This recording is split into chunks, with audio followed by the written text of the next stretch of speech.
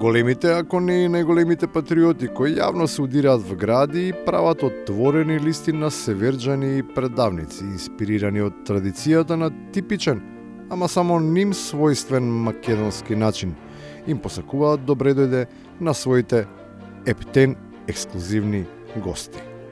За вечерва обезбедивме едно специјално гостување преку Skype од еден многу специјален гостин, кој што се вика Братислав Живковиќ. Па најпрво да го поздравам и ќе речам: Братиславе, помоз Бог! Бог вам помого! Драгиот Емил Гостин, додуша малку платен убиец, малку повеќе представник на кучињата на војната. Преку својата руско-српска димензија дава свое видување за перспективата, но и огромен придонес за порастот на квалитетот на македонската историја, која поради отсуството на реакција, домакините, веројатно безпоговорно, би сакале да биде дел од курикулумите.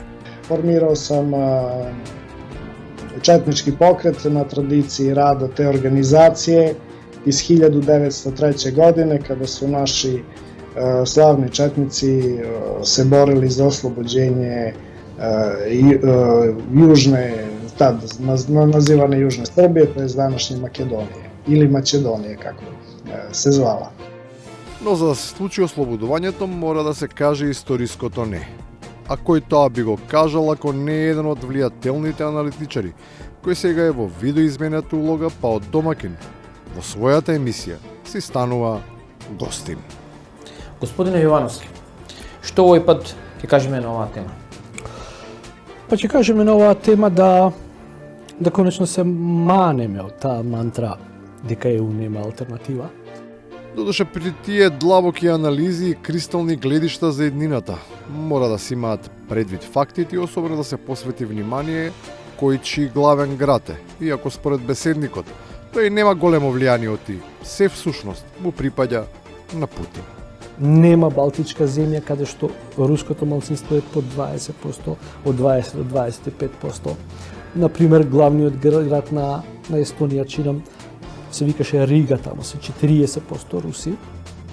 Освен класична руска и српска пропаганда на македонските патриотски подкасти, како што и прилега на современата радикална десница, а во контекст на немирите на Блискиот Исток, отворено си се прокламира јудофобија.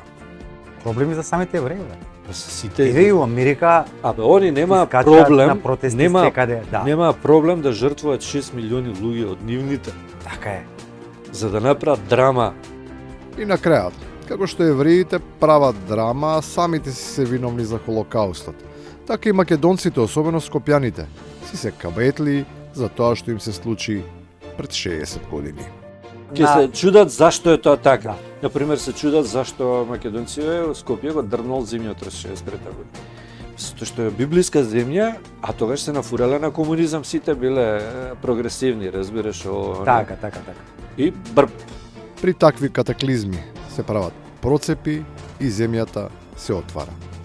А таа голта луѓе, ама и туѓа срамота.